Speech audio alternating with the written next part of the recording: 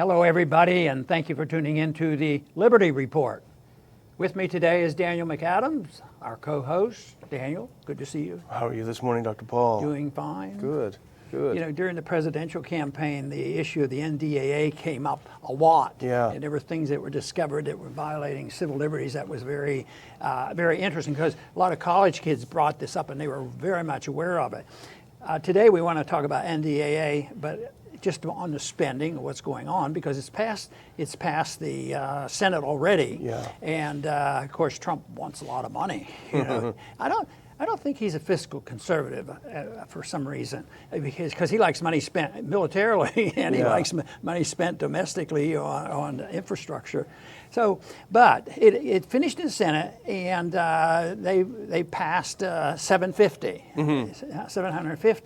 and that's what Trump wanted at least. And now it's going to the House, and they're working on a bill of 733, but there's a lot of amendments coming up and a lot of discussion. There's a lot of policy things going, and there's a lot of strong feelings on some issue. They're even going to, discuss abortion and things like this. So there'll be a lot of different things, nuclear weapons, and that is going to go back and forth. I think it's in Rules Committee today, but it'll go back and forth, and there will be a vote.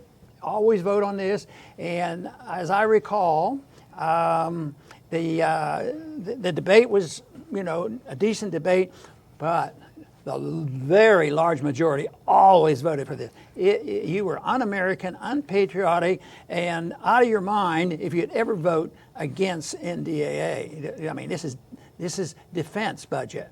And I always resented just what they call it. It has nothing to do with defense. Yeah. It's a military budget. It's the military-industrial complex who does all the lobbying. You remember, they come to the office, we need this weapon, and all these things.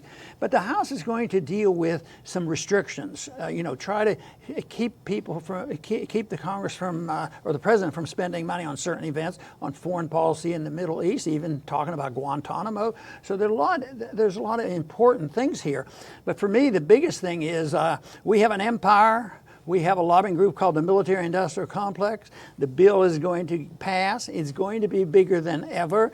And it's something that nothing on the long term is really going to change, because we could go out here 5-6 months from now, and if there's something stirring that just even looks like the slightest bit of increase in military needs overseas, we wouldn't have enough weapons. They'll have a supplemental. I mean, that is not unusual. So it's a big spending bill. It's a big deal. I think they should have the discussion, because Iran worked on it in the Senate to try to put the restrictions on, not being able to start a war with Iran without congressional approval. Yeah. So you can deal with those issues, which are very important. But long term, it looks like the interventionist foreign policy that supports our empire, it's alive and well, and we'll nibble at it and try to convince other people that we should talk about defense. We should talk about defense. So we should show why that is military and doesn't provide much defense, nor does it give us more liberty. It is not a fight for the Constitution or more freedom. And this is so it's a very important issue, and it'll be in the news here for the next several days. Yeah, and the House version is H.R. 2500. And the reason we're talking about today is the President has threatened to veto. He released a long statement. It's a SAP, Statement of Administration Policy on it. I did read through the whole statement, and he's threatening a veto, as you point out. It doesn't really happen. I mean, I think Obama vetoed one, and then he went back and repassed it. It's kind of a tug of war right now, but the money is a big part of it. He's only getting $733 billion from the House. He wants that $750. Of course, last year was only $717 billion, so I don't know how we survived with that little money. But what must happen, as you know, Dr. Paul, is they appoint a conference committee if the two bills are passed and they have discrepancies between them. That conference committee is made up of House and Senate members, and they get together and they reconcile these differences. And so what the President is warning is, if the conference committee reconciles the differences in a way that favors the House on these critical issues, and we'll talk about a few of them, then I may veto this bill. Well, there'll be the other things that will get some specific attention. One would be the border wall. The Democrats especially, and others who are opposed to this, are going to try to prohibit any Pentagon funds drifting over and being used to build the border wall. So that will be an issue, and I will probably hear a pretty good debate over that on whether or not that is the case.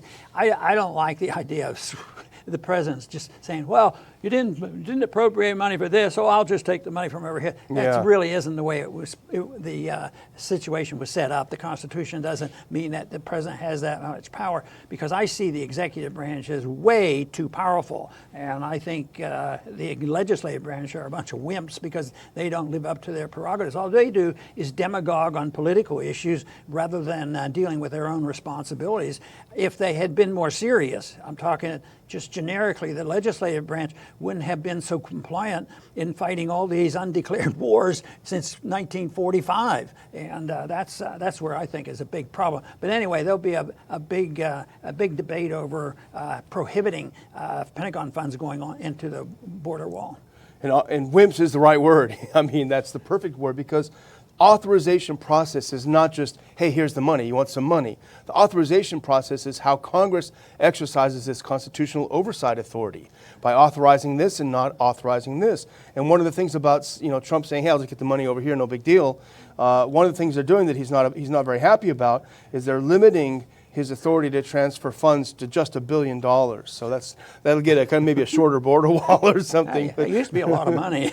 But that's how they do it. It's not just about putting the money. It's not a formality. This is how they exercise policy. Yes, and they have a responsibility to do it, and they neglect it usually, and usually it's too late. Our executive branch should be more respectful of not doing it, and the legislative branch should be more vigilant. But sometimes things have to get very bad until they put their foot down, and I see that as the 1960s, the tragedy of the 60s and the Vietnam War. It took a long time for the Congress to put their foot down after oh my goodness, there was no declaration. And besides, the reason we went in there was based on a lie. I never heard of such a thing. So what happens in other places since then, like in Iraq? But there's another issue that's put in here that probably fascinates a lot of people. Matter of fact, I one time, and I still am fascinated with this whole idea of space exploration, but I like it when it's done by private industries. When these guys make a lot of money, they lie, and some of them do it, and they look into space, and I think that's great. But now but that's not what Trump's thinking about. He's talking about a space force. It's military. We need this to defend our country. So that'll be an issue that's going to come up. Yeah, and there's a controversy over funds. But what's annoying about the House's or the White House's statement of administrative policy, and they always do this, they couch it in, as you said earlier, this flag of patriotism. You don't care. And here's a couple of quotes from it. The White House the president objected to the spending level because at that level, i.e., $733 billion, quote, this would not support critical national security priorities. And they also object to these provisions because they would, quote, undermine the nation's defense posture and harm the warfighter. Oh, boy. And that is, what does that mean? So 733 versus 717 versus 750, those differences this poor guys are going to go out fighting a war with no guns or something, That's what they'll lead you to believe. But there's another issue come up, and I don't imagine this is a huge amount of money, and it isn't so much the money issue, and that has to do with Guantanamo. The left and more liberals, more progressives are saying they want to have in the bill a prohibition against transferring more prisoners to Guantanamo. I'd vote for that because I don't like Guantanamo. Guantanamo was a creature of a mess we created in the Middle East and wars we declared and we started, and then anybody who opposed us is a terrorist, and therefore we put them in prison down there, and we know of all the tragedies, even though I concede there were some pretty nasty people, that were involved, but it's a consequence. I don't think Guantanamo is the solution to problems that we're very much involved in, overseas. So that's going to come up. I guess my prediction on this is they'll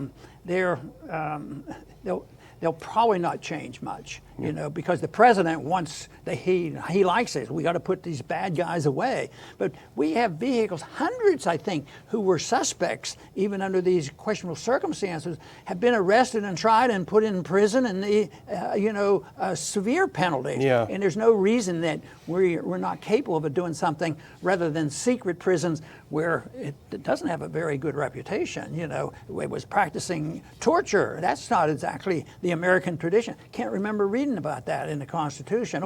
Under dire circumstances, just torture them and to get the information you need to protect this country. Yeah. Well, I don't want the president to be able to send anyone else to Guantanamo because I'm afraid we're on the list. So. I hope it's not that bad. But another thing to talk about, and I was going to ask what you thought about this because I think it's kind of interesting, and the president is not happy at all about this.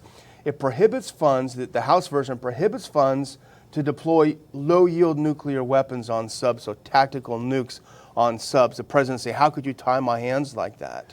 Well, because they're in charge of the money. Yeah. And the one thing that's interesting, in one of my books, I can't remember which one, but a while ago, I was tired of this, that there's an absolute control of the president over foreign policy, everything and anything, from going to war and spending money on all these kind of things. But if you go back and read the Constitution very carefully, there's no word foreign policy. Yeah. And if you look at the details, the Senate has responsibilities, for confirming special people, ambassadors. All the money is spent by the Congress. Declaring war is a responsibility of the Congress. So the weapons have to be endorsed by the Congress too. The one place where we were very careful not to intrude when we were trying to stop these wars was not to dictate to the president that by Friday you have to move this many troops from here to there. Yeah. Realizing, that he is in charge of the troops, and and if you deny funds for continuing the war, that's one thing. But to dictate exactly when he's going to move the troops, I didn't like that. So, and then this nuclear submarine, I don't think we need more submarines. I argued, and I did it more or less to make a bold point, but I don't think it was too far from reality. In the height of the Cold War, and we really had serious problems to contend with, a lot of nukes out there.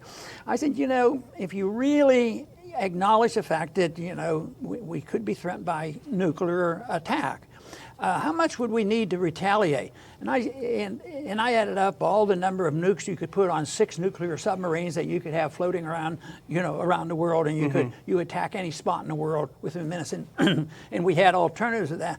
I said, you probably would have enough on 6 instead of these thousands of nuclear bombs. So the fact that we need this newfangled nuclear submarine, probably a nuclear submarine, and that would carry nuclear weapons, that sounds to me so close to being aggressive. Offensive, that's offensive. That doesn't sound like it's defending our borders, And so I think Congress, in my opinion, Congress has a very strong responsibility to decide on issues like this. And of course, strategically, I don't think they're necessary. And I think that a proper vote would be to vote against that. Yeah, and it does make you wonder if you talk about tactical nuclear weapons. When President Trump, a week ago, vowed that he would obliterate parts of Iran if they did anything else. So you wonder if that's the kind of thing they had in mind, and certainly the Congress is in its rights to say we don't want to do that.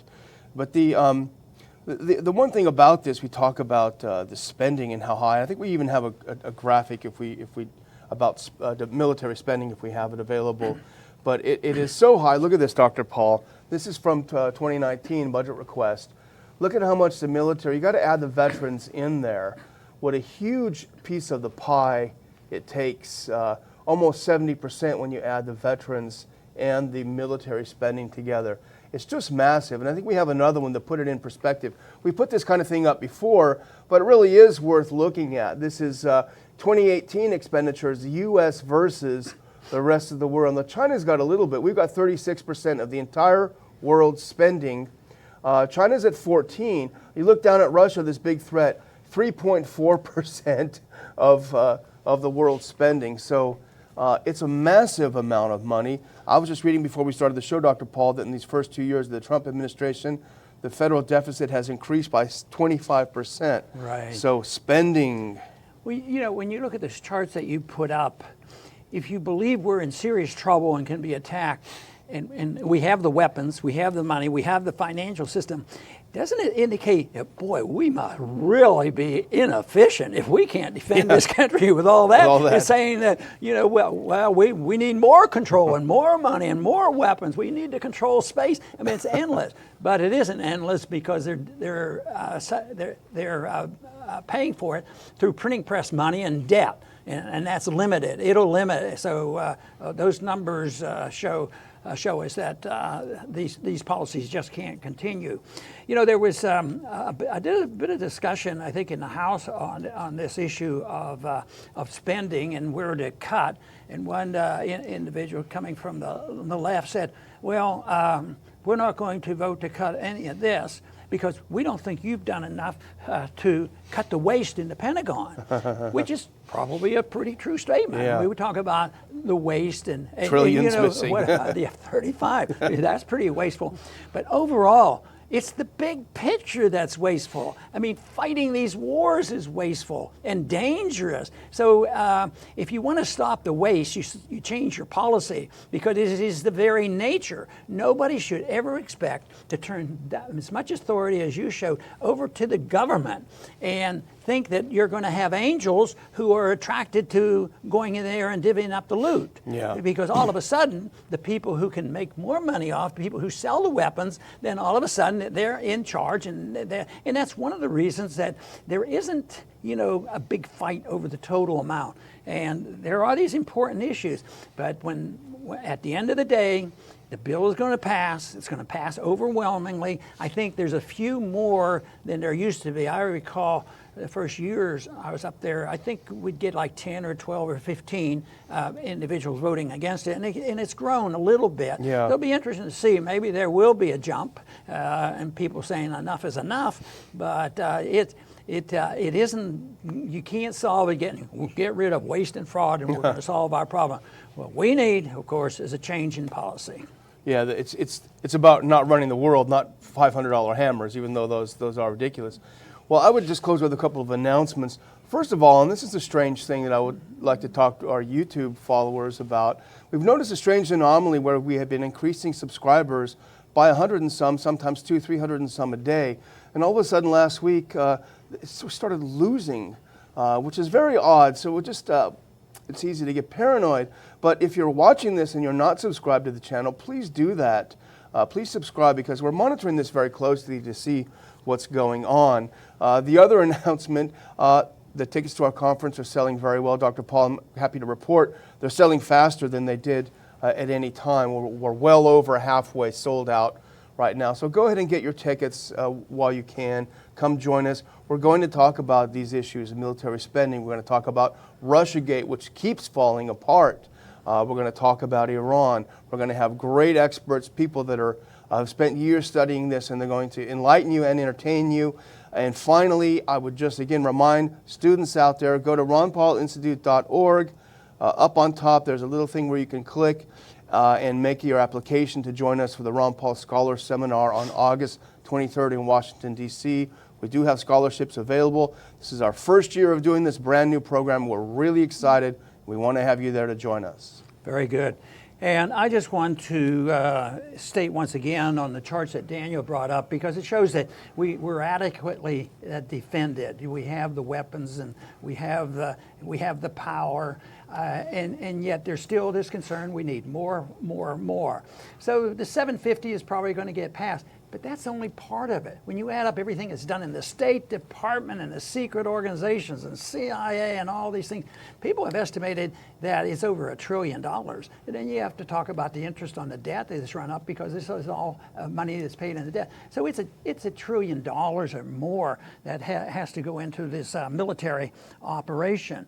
So it is an amount of money that we can't afford. And yet I don't see any real change, because right now the greatest noise is coming from people that have gone to Washington who think you don't have to cut spending.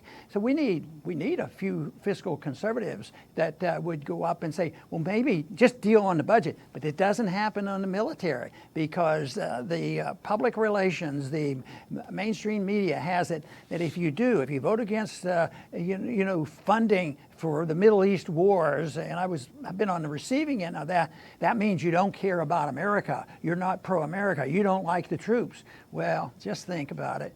If we'd have had a non-intervention of foreign policy, think of how the world would be different in these last 18, 19 years, not only in the Middle East, but here.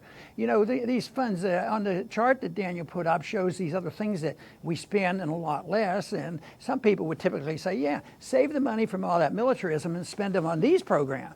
Well, that would be better, and I'm for that.